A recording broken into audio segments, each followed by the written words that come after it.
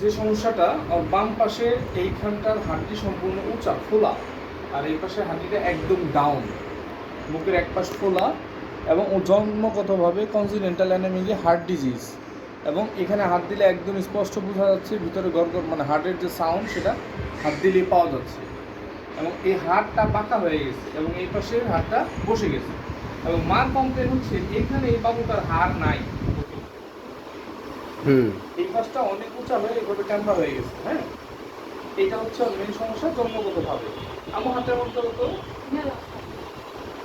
হাত দিলে উঁচা করবে, খারাপ খারাপ আচ্ছা, এই বাবুটা, হ্যাঁ হাত নামো।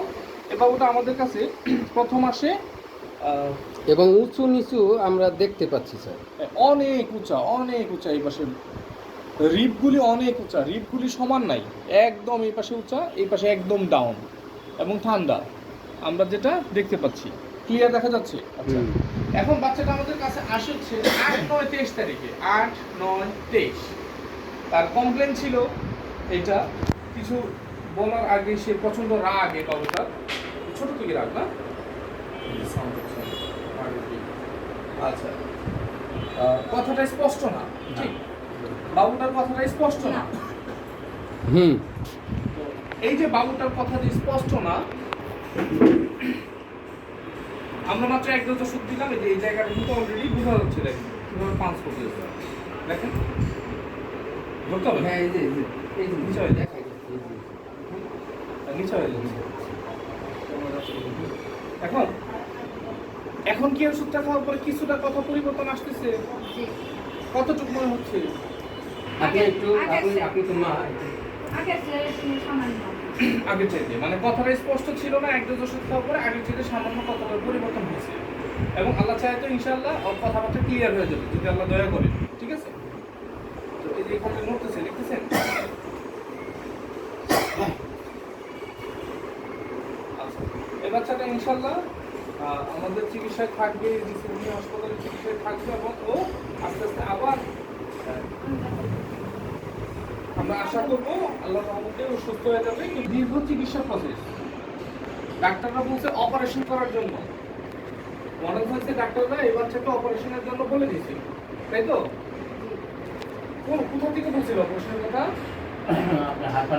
হার্ট ফাউন্ডেশন থেকে।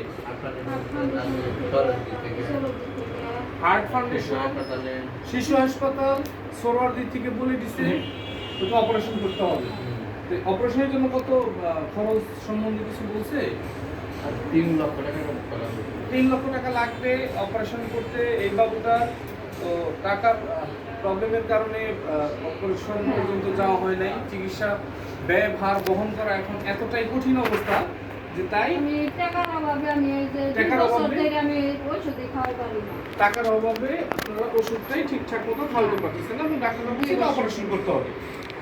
এই বাবুটার ট্রিটমেন্ট ইনশাআল্লাহ আমরা এইচডিসি হাতে নিলাম।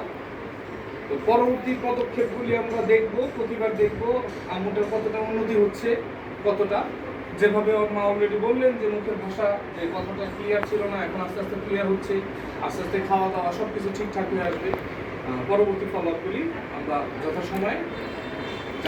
কিন্তু আন্টি, এই যত বড় হসপিটাল হোক বা যেখান থেকেই হোক, যেখানে অপারেশনের কথা বলুক, যাই বলুক, 3 লাখ টাকা লাগুক, 5 লাখ টাকা লাগুক, যখন এইচডিসি হোমিও হসপিটালে আসবেন, সেখানে শুধু আমাদের তো হোমিওপ্যাথি হসপিটাল থেকে হচ্ছে কেউ তো সময় দিতে চায় না। যদি কেউ আমাদের 1 বছর সর্বনিম্ন যদি টাইম দেয়, শুধু সময়টা দিলেই হচ্ছে আমরা প্রপার ট্রিটমেন্টটা করতে পারি। তা আমাদের কোনো অপারেশন লাগবে না, এবং আমরা শুধু টাইমটা নিয়ে আমাদের গাইডটা মেনটেন করলেই আমরা শুধু ট্রিটমেন্টগুলোর সাপোর্টটা দিতে পারবো।